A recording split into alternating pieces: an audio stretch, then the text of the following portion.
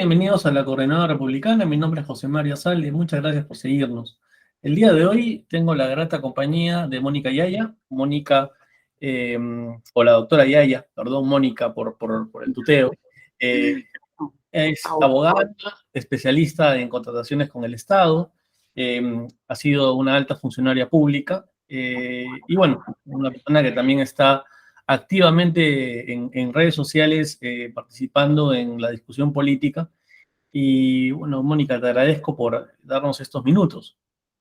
Muchas gracias a ti, estimado José, y gracias a Coordinadora Republicana y muchas gracias a quienes nos escuchan.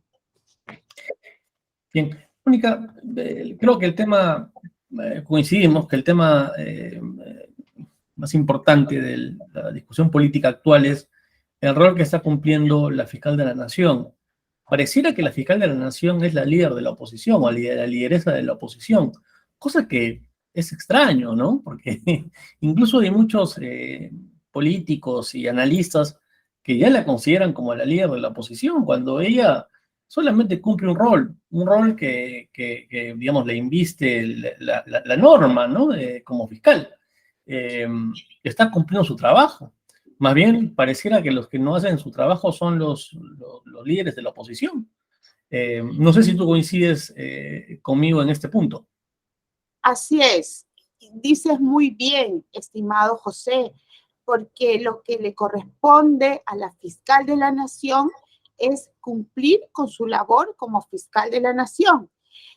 Yo creo que hacen muy mal algunos políticos y tal vez esta es una idea que parta incluso del mismo Palacio de Gobierno, atribuirle a la doctora Patricia Benavides la calificación de lideresa de la oposición, porque eso la convertiría en una líder política y ella no debe cumplir una función política en estos momentos. Yo creo que la doctora Patricia Benavides está cumpliendo cabalmente con sus funciones. Entonces, pienso que correspondería que ella misma deslinde ese papel de opositora, porque estamos hablando de una oposición política, ¿no? De opositora política, porque eso contaminaría sus funciones como fiscal de la Nación, que yo creo que en el caso del señor Pedro Castillo, hasta cierto punto las está cumpliendo de manera eficaz, eficiente y dentro de sus funciones. Y también porque le estaríamos dando pie a Castillo, y tú creo que haces un excelente análisis en ese sentido, estaríamos dándole pie a Castillo para que luego diga de que se está dando lo que se viene denominando a nivel internacional como el lawfare, ¿no? La politización de la justicia o judicialización de la política, que es básicamente utilizar el sistema de justicia para hacer persecución política. Él luego podría decir, soy un perseguido político. Y creo que la ignorancia de muchos dirigentes y líderes de lo que se llama la oposición política podrían dar pie tranquilamente a esta situación. Así es, José, es ignorancia, ligereza de algunos políticos llamarla lideresa de la oposición. No podemos atribuirle ese carácter perjudicando incluso su figura como fiscal de la Nación y respondiendo a esta denuncia internacional que hace Pedro Castillo de ser un perseguido político. También debemos responder que sería la primera vez que un presidente de Estado es realmente un perseguido político cuando maneja de manera discrecional los recursos del Estado. Es claro que ejerce su papel como jefe máximo de las Fuerzas Armadas, tiene un control evidente sobre el Congreso de la República y está frente a una Fiscalía de la Nación que viene pidiendo recursos públicos para la investigación de los delitos que involucran al entorno del propio presidente de la República. Estamos ante dos poderes, ante dos órganos, digamos, un poder del Estado, que es el Poder Ejecutivo representado por Pedro Castillo, y un órgano constitucionalmente autónomo que se encuentra en una situación de desventaja, porque en primer lugar no tiene los recursos que necesita para luchar contra el crimen en el que está involucrado aparentemente el mismo Pedro Castillo. No estamos en una situación de persecución política. Pudimos hablar de persecución política, por ejemplo, en el caso del expresidente constitucional, el señor Manuel Merino de Lama, que fue perseguido efectivamente por medios de comunicación, por la oposición. El poder económico hizo su papel, cumplió con un papel allí de demolición contra un presidente que todavía ni siquiera se iniciaba en el ejercicio de sus funciones. No pudo tener ni siquiera el control del propio gabinete ministerial, porque los ministros empezaron a renunciar ante la presión de los medios de comunicación, las marchas que ocasionaron, creo que de manera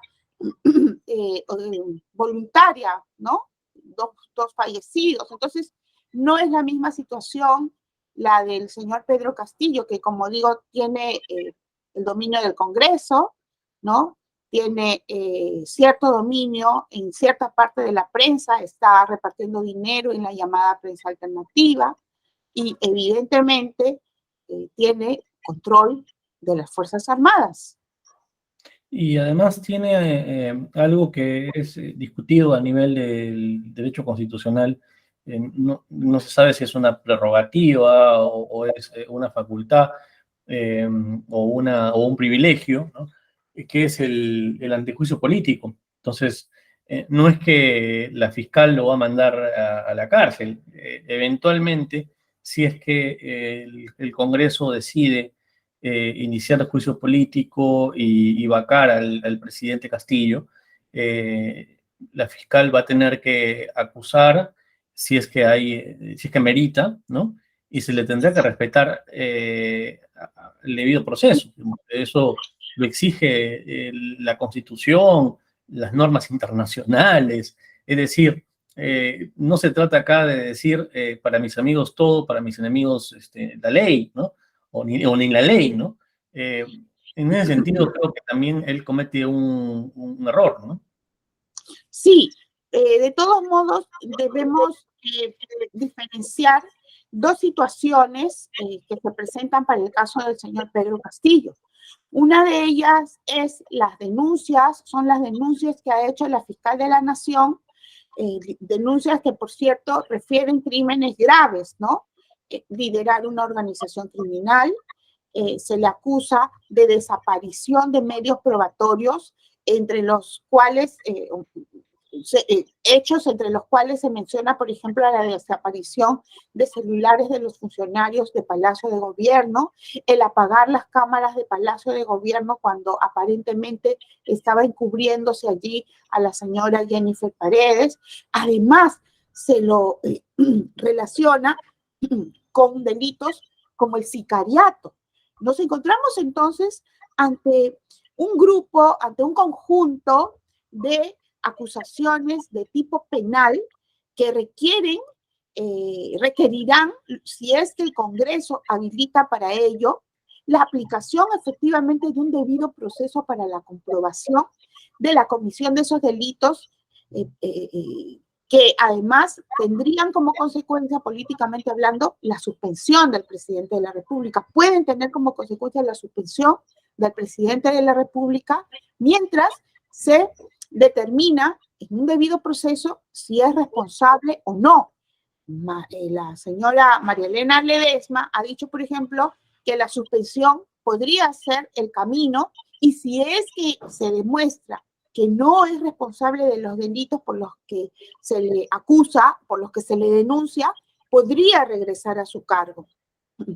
Y para eso se requeriría solamente el voto de 51 integrantes del Pleno. Pero otro camino es el de la vacancia presidencial. ¿Y esto a qué se refiere? No nos estamos ya refiriendo a la comprobación, a la necesidad de comprobar, a la necesidad de esperar a que termine un juicio que puede durar 10, 15, 20 años para proceder a vacarlo, ¿no? Sería pues realmente ilógico señalar que para vacarlo hay que esperar a que se le declare penalmente responsable. La vacancia es un proceso, es una salida política que se aplica ante una situación, por ejemplo, en la que la moral del presidente ya no acompaña a la moral que necesita la nación para seguir conviviendo en paz, para que Una podamos... moral, una moral, digamos, de carácter público, ¿no? Básicamente, porque lo que él pueda hacer dentro de su habitación, a nosotros no nos interesa. Nos Contra eso también tengo un comentario, ¿no? Porque lamentablemente, y eso es algo que tienen que entender los funcionarios públicos, cuando ellos asumen un cargo de tal envergadura, su vida pública y su vida privada se unen, se mezclan, se funden de tal manera que es imposible separarlas, ¿no? Por ejemplo, ¿cuánto daño nos causaría que un presidente de la República se involucre sentimentalmente con un espía o Claro, con un acusado de terrorismo, ¿no? pero Entonces, el umbral de crítica, digamos, cuando uno es funcionario público, y eso lo ha establecido ya tanto el Tribunal Constitucional como la Corte Interamericana, es mayor. En eso sí estamos de acuerdo. Y sí, y también hay una, digamos, debida diligencia, ¿no? Se supone que si tú tienes un cargo público, tienes que tener un mejor y mayor preocupación por tus actos, lo que incluye, evidentemente, también actos de tu vida privada. Aunque eso creo que es materia de discusión. Pero regresemos al tema de... Sí. retornando al tema, un antejuicio ya político que conduce a la vacancia por incapacidad moral no necesita, no requiere la culminación de un proceso en donde se haya determinado y probado que se cometieron ilícitos penales. Basta, desde mi punto de vista, con saber que el señor Pedro Castillo encubrió, apagó, mandó apagar las cámaras de Palacio de la República para esconder a una persona que en ese momento estaba siendo prófuga de la justicia, para que se determine que eso es una incapacidad moral que da lugar a la vacancia. Y hay otro tipo de acciones del señor presidente de la República que lamentablemente ya han demostrado ante la nación su falta de capacidad moral. Yo creo que aquí lo único que falta demostrar es la capacidad moral de la mayoría del Congreso para vacarlo. Y creo que, como muchos colegas constitucionalistas lo han hecho, acá entraríamos, hay un tema de incapacidad moral evidente, pero entraríamos ya en el aspecto formal, pensando en una vacancia, en lo que vendría a ser la causal por la cual Richard Nixon renunció, que es entorpecer a la justicia. Porque lo que está haciendo Castillo, como tú bien dices, no se le puede todavía demostrar fehacientemente a través de una sentencia, porque eso demoraría años, que él es culpable. Ok, estamos de acuerdo. Pero hay evidencia de que el señor está entorpeciendo, desde su posición de poder, las investigaciones. Ese es un punto muy importante. Ese es un punto muy importante. El entorpecer las investigaciones ya lo hacen pasible de ser calificado como una persona incapaz moralmente, porque estamos hablando de alguien que es evidente, forma parte de un grupo que se ha aprovechado económicamente de los recursos del Estado, ¿no? Y para evitar que las investigaciones continúen, ataca además a la prensa. El día de ayer hemos visto un ataque claro, una amenaza clara contra la prensa. En consecuencia, yo creo que aquí estamos hablando ciertamente de una incapacidad moral que ya no requiere mayor prueba, que es evidente y que es la razón por la que el pueblo en general rechaza al presidente de la República, y esto hace insostenible la vida democrática en nuestro país, y es por eso que existe ese artículo constitucional, el 113, que permite al Congreso de la República vacar a un presidente por incapacidad moral. No es porque el presidente le caiga mal a alguien, porque no es católico, o porque el presidente de la República a mí me parece que es ladrón. No, no, es porque impide la continuación en paz de una vida democrática para una nación. Cuando un presidente de la República es un mal referente, moralmente hablando, cualquier tipo de delito ya parece natural, normal en nuestro país. Las violaciones, la semana pasada hemos tenido conocimiento de la violación en Manada a una niña de 11 años. ¿Es casual? No, no es casual. Es porque nuestro líder político tiene una capacidad moral tan baja que ya la ciudadanía piensa que cualquier delito puede cometerse de manera impune en el Perú. Esa es la razón de ser del artículo de la vacancia constitucional referida a la incapacidad moral, que da lugar a que el Congreso tenga la obligación de vacar a ese presidente de la República. Y regresamos al punto de inicio de esta entrevista, y es el rol de la oposición. Tú has dicho algo que pues, podría sonar una expresión muy fuerte, ¿no? Pero que yo creo que es real, y es, ya no solamente hay que analizar las cualidades morales del señor Castillo, sino también de los congresistas, ¿no? Es decir, hay una descomposición, un proceso de descomposición moral permanente y generalizado, ¿no? Una mezcla de incompetencia, ineptitud, desconocimiento de la función pública, y también mala fe y seguramente algunos comportamientos delincuenciales. Se ha mezclado todo eso y estamos en ese momento en una situación bastante crítica, tanto en cuanto a lo que viene a ser el Poder Ejecutivo y también a nivel legislativo, ¿no? Estas leyes perversas que aprobó el régimen de Vizcarra, que pone, digamos, que acota, creo yo, y que debería ser revisado en su momento por el Tribunal Constitucional o por quien corresponda, ¿no? Que acota, digamos, las libertades políticas, ¿no? Con la no reelección, poniendo candados para que las personas puedan presentarse libremente al Parlamento y si la población lo quiere reelegirlos. Bueno, todo esto lo limita, ¿no? De tal manera que nos ha tocado ahora un Congreso sin experiencia, con un déficit, como tú mencionabas, ético, moral, y que eso es lo que en ese momento dificulta salir de este entrampamiento, ¿no? Eh, Parece que la población recién ahora empieza a recordar el rol de los partidos políticos, ¿no? De los reales partidos políticos, ¿no? De los partidos políticos históricos, que antes era como un insulto, ¿no? Ahora parece que recién se dan cuenta que la política es también parte de un conocimiento que los partidos políticos hacen suyo y que se valen de él para salir de este tipo de situaciones críticas, ¿no? Nuestros nobles parlamentarios, ¿no? No lo van a hacer. Así es. Y no solamente se trata de un tema de experiencia.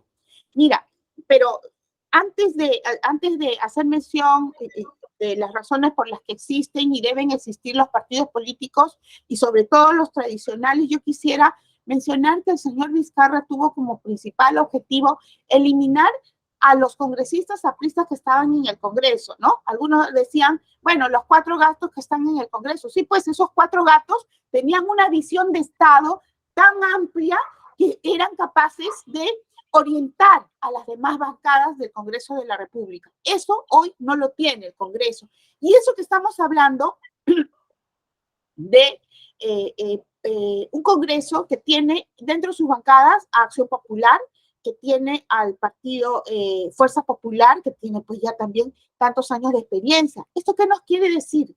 Que no solamente estamos hablando de experiencia, estimado José, estamos hablando de ideología.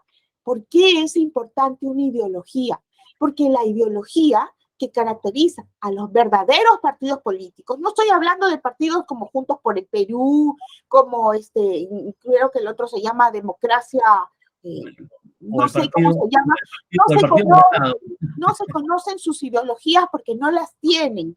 Ellos no son ni de derecha ni de izquierda, son oportunistas. Un verdadero partido político tiene una ideología. ¿Qué es una ideología, José? Una ideología es tener una visión de cómo debe ser el Estado, una visión de cómo debe ser una nación. Una ideología se distingue del fanatismo porque la ideología tiene dentro de sí una lógica, ¿no? Y además propone políticas que son alcanzables, a diferencia del fanatismo, por ejemplo, el fanatismo comunista, ¿no? Que propone cosas que estamos viendo en la práctica no se alcanzan y solamente se vuelven ricos los que gobiernan, ¿no? La riqueza no llega para la ciudadanía en general. Una ideología piensa en cómo debe ser un país y hace propuestas lógicas, alcanzables, que pueden concretarse en la realidad. Eso es una ideología y eso es lo que distingue a un partido político de un movimiento recién creado y que se pone el nombre de un partido político. Eso es lo que le está haciendo falta en estos momentos al Congreso de la República. Un partido con una visión de Estado, con una visión del pasado, de la historia y con una visión de futuro para el progreso de toda la ciudadanía. Pero además un partido político como el Partido Aprista, que fue el verdadero objetivo de Martín Vizcarra. Un partido político tiene normas de disciplina. Un partido político como el APRA, por ejemplo, cuando algunos de sus altos funcionarios, sobre todo, ¿no? Los altos funcionarios, eran acusados de un acto de corrupción, los separaban hasta que aclare su situación. Suspende la militancia, ¿no? Le suspendía la militancia si es que las evidencias eran tan claras hasta mientras aclare su situación en el Poder Judicial. Un partido político que estaba detrás de un gobierno exigía que un ministro de Estado que haya sido acusado de un acto de corrupción sea destituido. Eso no existe hoy. No existe hoy, ni siquiera con el Partido Comunista, que es el que está gobernando. Porque Sí, los comunistas que gobiernan son orientados por fanatismo, no por ideología. Son orientados por el canibalismo, no por la disciplina. Y eso es lo que necesita en estos momentos nuestro país, disciplina de un partido político tradicional. Dentro de la estructura partidaria existe lo que es la Secretaría de Disciplina y también comités ad hoc de disciplina que se constituyen para investigar. Y la militancia, José. Mira, yo recuerdo, por ejemplo, en las reuniones que habían en el Partido Aprista antes de la pandemia, porque en realidad la pandemia también distorsionó muchas cosas, e incluso con una digamos, en otras dirigencias del Partido Aprista, la militancia en las instalaciones del partido, en los locales partidarios, toda la militancia, incluidos los que tenían los más altos cargos públicos, eran iguales. Y la militancia exigía explicaciones a los altos funcionarios apristas. Porque en el caso del APRA, por lo menos... Y yo también he estado presente en algunas reuniones y en muchas, por no decir todas, eran abiertas. O sea, eran abiertas. Cualquier persona podría ingresar a escuchar lo que se estaba discutiendo. O sea, acá no se ocultaba nada.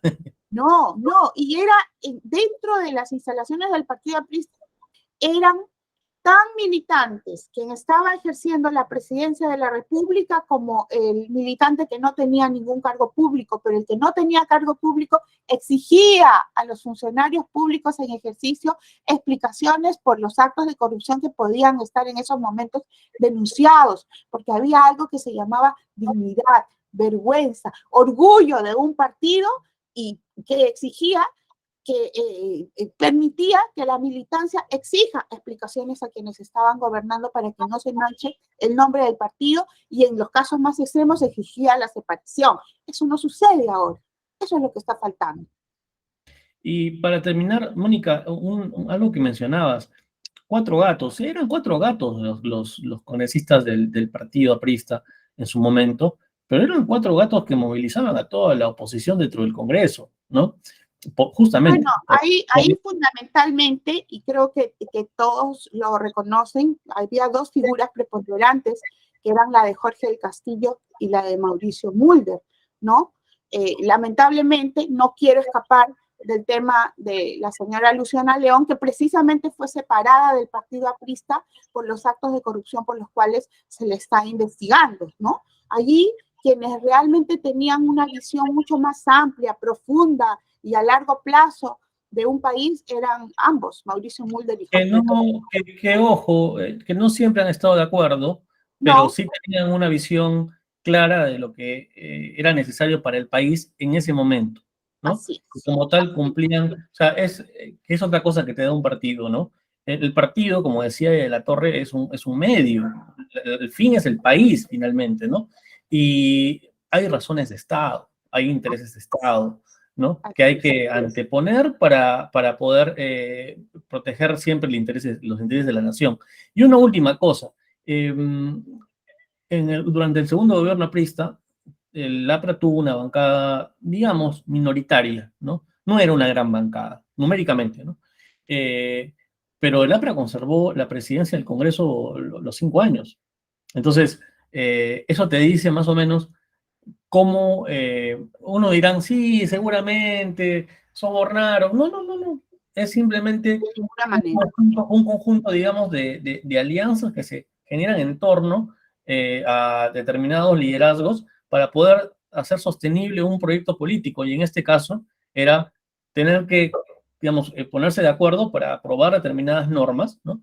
Con otras fuerzas políticas, porque eso es la democracia, ¿no? La democracia no es mandar a la cárcel a tu rival político. La democracia es sentarte con él y a pesar de estar de acuerdo, en desacuerdo con él, llegar a ciertos acuerdos, pactar ciertas cuestiones para el bien del país, que es algo que no se entiende. Y finalmente, creo yo, no sé si compartes la idea, que hay un problema de educación política y que tiene que ver no solamente con los partidos, sino con la ciudadanía.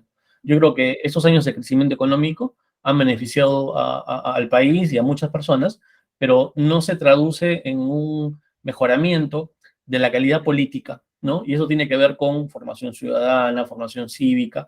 Se ha olvidado de eso. La persona piensa en, la persona con, bueno, el colegio, por ejemplo, ¿no? El colegio, que debe ser un espacio para formar ciudadanos, se ha vuelto un espacio para que la gente pueda ingresar, para preparar a la gente para ingresar a la universidad.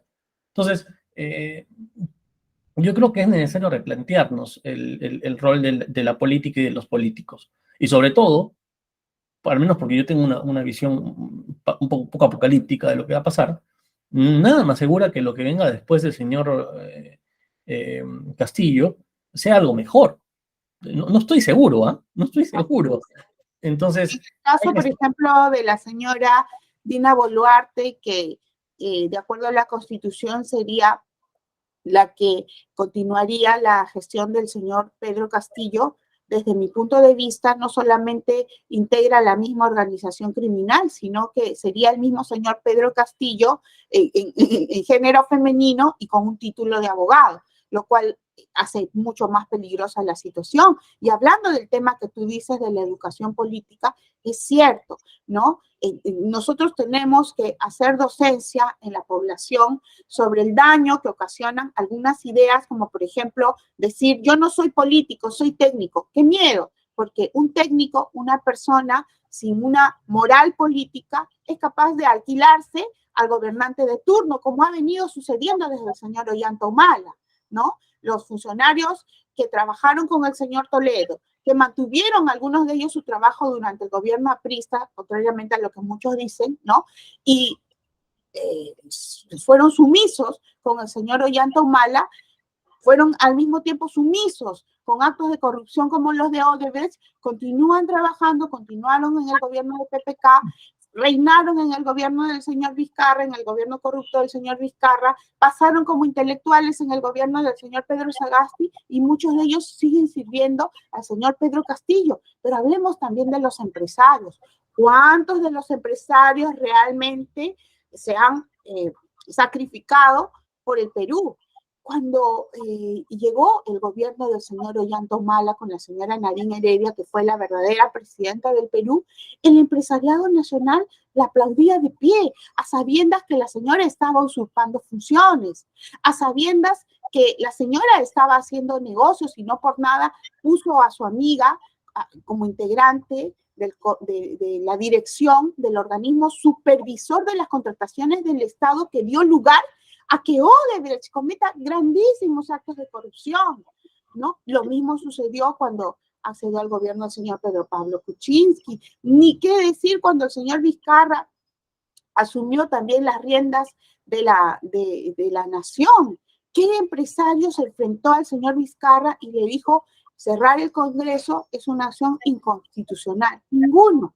Los únicos que lo hicieron fueron bueno, en su momento el fujimorismo, pero los que ilustraron al señor Vizcarra la infracción constitucional en la que estaba incurriendo y con razones constitucionales fue el partido aprista. Y es por eso el encono de Martín Vizcarra con el partido aprista.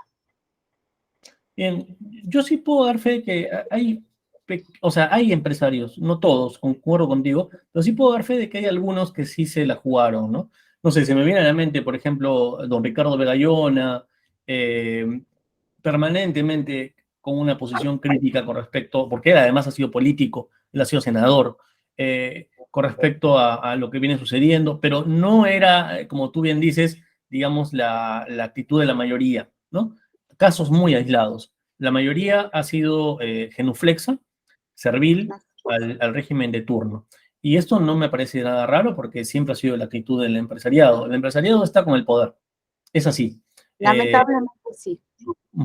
Bien, Mónica, ha sido bastante refrescante poder conversar contigo, una opinión lúcida. Espero que podamos volver a conversar sobre estos y otros temas más adelante. Sobre todo, recuerdo, digamos, que era un tema que también lo había planteado para tratarlo en estos programas, es qué ha pasado con respecto a las compras, como tú eres especialista en coordinación con el Estado, ¿qué ha pasado con respecto a las compras públicas durante el estado de emergencia? Yo creo que ahí tenemos muchísimo que hablar, ¿no? Por ejemplo, el caso de salud, ¿no? Y también me parece extraño que no se investigue, bueno, por un lado en el Congreso, no sé si lo están investigando, las compras en salud, y por otro lado el programa Reactiva. O sea, hasta ahora nadie ha decidido investigar qué pasó. Así es. En el tema de Reactiva, hay allí una situación muy grave por investigar, porque lamentablemente los grandes beneficiarios fueron algunos bancos. Fue el negocio redondo para ellos, porque el señor Martín Vizcarra con la señora María Antonieta Alba otorgaron a través de los bancos, o mejor dicho, garantizaron los préstamos que hicieron los bancos con dinero del Estado, a sabiendas de la posibilidad que los beneficiarios de Reactiva no paguen, de tal manera que los bancos cobraron inmediatamente del Tesoro Público lo que los beneficiarios de Reactiva, muchos de ellos en grandes empresas, no pagaron.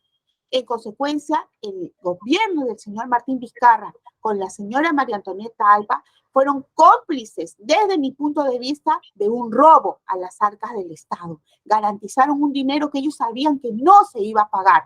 En segundo lugar, es necesario, quizás en un próximo programa, que tratemos el tema de las compras durante la cuarentena, durante la peor parte de la pandemia, y que siguen en esos momentos beneficiando la corrupción, porque el señor Martín Vizcarra emitió una norma estableciendo que no se aplique la ley de contrataciones del Estado a las compras para la pandemia. Y el Tribunal de Contrataciones del Estado, que le ha hecho la comparsa al gobierno corrupto del señor Martín Vizcarra, ha decidido no sancionar a nadie que haya incumplido la ley de contrataciones del Estado para estas famosas compras de la pandemia. Es así que la empresa del hermano de Aníbal Torres, la empresa que almacena vacunas, no ha sido sancionada por el Tribunal de Contrataciones del Estado porque dicen que como es una compra hecha para la pandemia, no se le aplican las sanciones establecidas en la Ley de Contrataciones del Estado y por eso no ha estado inhabilitada como correspondía que sea, por lo menos por 5 años como establece la ley y como se aplicaría para cualquier otro proveedor del Estado que no sea el hermano del señor Aníbal Torres. Yo sé que los que estamos en la oposición tenemos la obligación de conversar y dialogar con otras fuerzas, digamos. Por ejemplo, no sé, el partido del señor López Aliaga, el partido que creo que ya no es del señor De Soto, pero ellos se postularon con un discurso, digamos, de ejercer fiscalización y yo no veo nada por el momento. Igual es extensivo al fujimorismo. O sea, hablo de ellos porque, digamos, estamos en este momento juntos en la oposición, eso es innegable, pero que propongan al menos ya empezar a investigar lo que ha pasado. Es mucho dinero el que está en juego. Muchos millones los que están en juego. Yo creo que hay que investigar en dónde más hay niños. Yo estoy segura que los niños no se limitan a los partidos del gobierno ni a Acción Popular.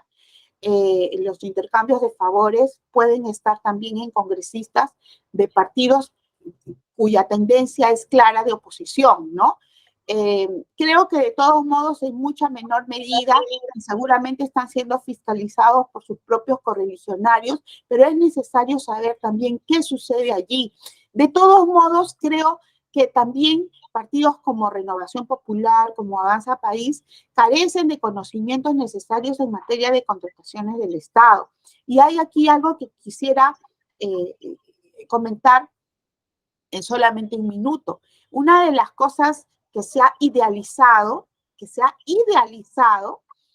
es el tema de los contratos de gobierno a gobierno, ¿no? Se ha magnificado sus beneficios y realmente las contrataciones que se hacen de gobierno a gobierno, por las cuales no se aplica nuestra ley de contrataciones del Estado, no es más que una entrega de soberanía, estimado José. Es un reconocimiento de que somos incompetentes. No lo podemos hacer. Pero lo peor, la respuesta fácil que tienen a mis críticas a los contratos de gobierno a gobierno es que los peruanos somos corruptos. Es decir, nos hemos puesto en una categoría inferior a Inglaterra, a Francia, que en estos momentos son los que vienen y a cambio de un pago millonario, ellos deciden a quién se entrega la buena pro, lo deciden a dedo. A quién se entrega la buena pro, a quién se le paga con nuestra plata. Los peruanos que dicen es que ellos son honestos y nosotros somos corruptos, prácticamente quieren ser colonizados por Francia y por el Reino Unido, que dicho sea de paso son grandes países de los cuales tenemos mucho que admirar, pero no podemos entregar nuestra soberanía, nuestra dignidad de ese modo, y ten en cuenta que las consecuencias son fatales, porque por ejemplo la famosa construcción de esto para los Juegos Olímpicos dieron lugar a que el gobierno de Reino Unido entregue los contratos principalmente a dedo, principalmente a empresas chilenas.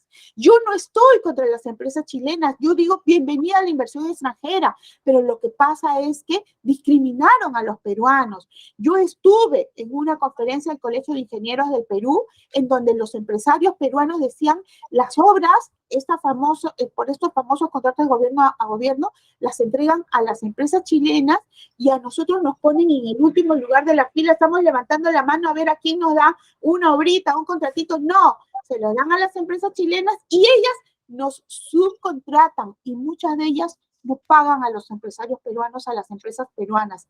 Entonces no estamos hablando solamente de un sistema de entrega de soberanía y de indignidad, sino además de un gran perjuicio para la economía de las empresas peruanas. Y eso es injusto. Por eso yo estoy contra los contratos de gobierno a gobierno que han sido tomados como una solución por algunos partidos políticos, y a mí me preocupa que en algún momento lo haya mencionado el señor, a quien respeto mucho, el señor Rafael López Aliaga. Yo creo que está equivocado y creo que es necesario que revise los resultados de los famosos contratos de gobierno a gobierno. No creo que todos los peruanos seamos corruptos. Yo no lo creo. Yo creo que el señor Rafael López Aliaga podría dirigir muy bien el tema de las licitaciones en la Municipalidad de Lima.